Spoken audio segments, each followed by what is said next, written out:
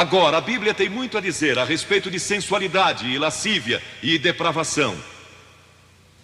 A palavra lascívia significa a tendência de incitar desejos sensuais.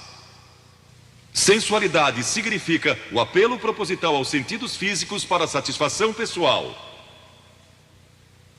Talvez lendo um livro pornográfico ou assistindo um filme impróprio. A Bíblia diz que devemos nos abster das paixões carnais, da sensualidade, que fazem guerra contra a alma. Elas estão em guerra contra a sua alma e seu espírito. E a Bíblia diz que devemos nos abster delas, ficar longe delas. E então a Bíblia usa outra palavra, réprobo.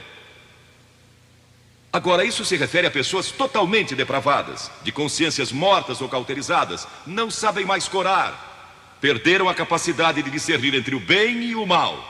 E em Romanos 1:28 lemos: e por haverem desprezado o conhecimento de Deus, o próprio Deus os entregou a uma disposição mental reprovável para praticarem coisas inconvenientes. Ou seja, Deus desistiu deles dizendo: vão em frente, gozem toda depravação e toda sensualidade que quiserem, não vou perturbá-los. Ainda não. Mas saibam que seus pecados os acharão e prestarão contas no dia do juízo. E Paulo, escrevendo ao jovem Timóteo, disse: também estes resistem à verdade, homens de todo corrompidos, réprobos quanto à fé. Em outras palavras, rejeitaram a Cristo por tanto tempo que suas consciências se cauterizaram e seus corações se endureceram. E mesmo que o Espírito de Deus lhes fale, eles não podem ouvir.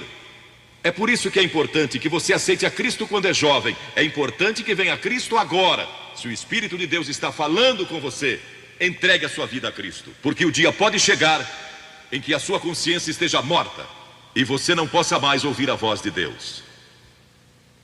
Ela disse: não. Mas Vasti, você vai perder o trono, vai perder suas riquezas, pode até perder sua vida.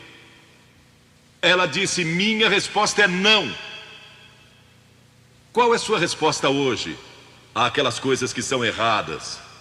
À mentira, à lascívia, à cobiça, ao preconceito racial? Qual vai ser? Você vai disciplinar seu corpo?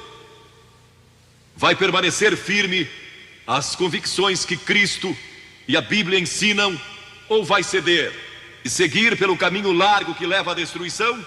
Ou vai entrar pela porta estreita e pelo caminho apertado que conduz à vida eterna? Qual vai escolher? Você tem uma escolha hoje. Deus nunca vai forçá-lo a escolher. E então houve um outro jovem, um jovem chamado Daniel. E a Bíblia diz que Daniel resolveu em seu coração que não se contaminaria com as finas iguarias do rei, nem com o vinho que ele bebia. Agora, Daniel era um jovem que tinha um propósito. Ele havia sido capturado em Jerusalém. Quando o exército de Nabucodonosor invadiu a cidade, ele foi capturado e levado através de milhares e milhares de quilômetros à Babilônia. A quase 3.000 quilômetros de sua própria terra, sem aviões nem automóveis. Eram semanas de viagem. Mas ele estava resolvido a servir a Deus e não devia ter mais de 12 ou 15 anos de idade. E Nabucodonosor, o grande rei, levara cativos de Jerusalém para a Babilônia e ordenou que aqueles jovens, em quem não havia defeito, de boa aparência, instruídos em toda a sabedoria, fossem ensinados em sua corte, para que ele pudesse usá-los. Ele queria usar aqueles jovens judeus porque sabia que eles tinham um dom especial. E durante o período de treinamento, mandou que lhes dessem os melhores vinhos e as mais finas iguarias e todos os confortos disponíveis na corte de Nabucodonosor. Mas Daniel disse: não. Não quero o vinho do rei e não quero as iguarias do rei. Quero dormir no chão, não numa cama de penas. Quero viver uma vida simples e também disciplinada. Que diferença dos que mal podem esperar pelo dia em que possam sair de casa e se divertir. Mas não Daniel. Daniel estava longe de casa e ninguém saberia se ele fizesse algumas dessas coisas. Ninguém saberia se ele tivesse uma namorada e dormisse com ela. ou se embebedasse com o melhor vinho do rei. Ninguém saberia lá em Jerusalém, e ele poderia ter se tornado muito popular. Mas esse primeiro não, quando jovem, preparou para o grande não, quando era primeiro-ministro da Babilônia. E foi lançado na cova dos leões, porque não abandonou sua fé em Deus. Nós nos contaminamos ao comer demais, ou ao nos embebedarmos, ou ao tomar drogas, ou gastando tempo demais assistindo televisão, ou indo aos cinemas. Jesus declarou em Lucas capítulo 21: acautelai-vos, para que nunca vos suceda que os vossos corações fiquem sobrecarregados com as consequências da orgia e das preocupações deste mundo, e para que aquele dia não venha sobre vós repentinamente. O apóstolo Paulo disse: não disponhais para a carne no tocante às suas concupiscências.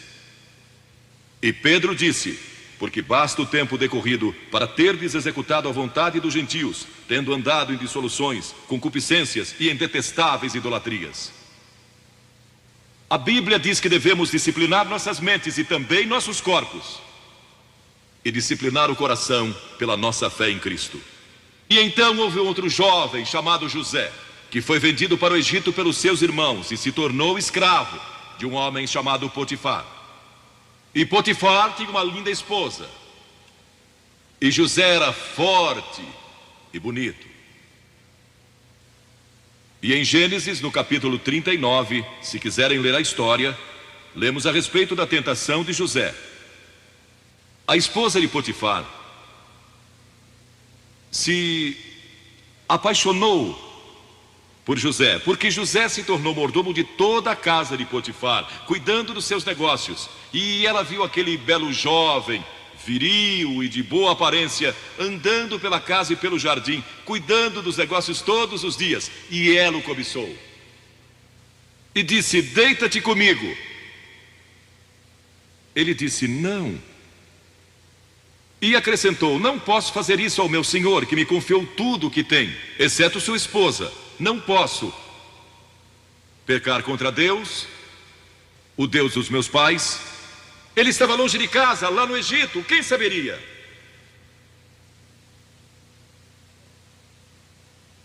Mas disse não. E quando disse não, na última vez, ela o agarrou e ele fugiu dela, deixando sua capa. E ela começou a gritar, chamando os servos e dizendo: ele tentou me violentar. O que não era verdade. Mas Potifar acreditou e mandou que ele fosse lançado na prisão. E muitos de vocês sabem a história, que ele foi para a prisão, e através de uma série de circunstâncias, ele depois se tornou primeiro-ministro de todo o Egito, e governou o Egito sob o faraó. Deus o guardou e o promoveu, porque José teve a coragem de dizer não quando foi tentado. Agora, sexo não é pecado. O sexo nos foi dado por Deus para a propagação da raça humana e para nosso prazer, dentro de certos limites que Deus estabeleceu para o matrimônio. As características de um cristão são autocontrole e autodisciplina. E Paulo, escrevendo a Timóteo, disse: conserva-te a ti mesmo puro. Mas como você pode se conservar puro num mundo como este? Como pode se manter puro olhando para as bancas de jornais ou assistindo a alguns filmes? Como pode se manter puro com as tentações que enfrenta todo dia? Não pode, de modo algum, exceto se Cristo está em seu coração, Ele lhe dará força e o poder, porque nenhuma tentação lhe sobrevirá que Cristo não lhe ofereça o meio de escape. Entregue sua vida a Cristo hoje, deixe que Ele controle a sua vida, deixe Ele ser Senhor de sua vida, deixe que Ele controle essa área de sua vida, sua mente, seu corpo e sua vida sexual. Muito obrigado por assistir esse vídeo até o final, e se você gostou, não se esqueça, inscreva-se no canal, ative as notificações e deixe seu like para fortalecer nosso projeto aqui no YouTube, e comente abaixo. E aí, o que você achou do vídeo? Foi edificante? Irmãos, Que Deus abençoe em nome de Jesus. Amém.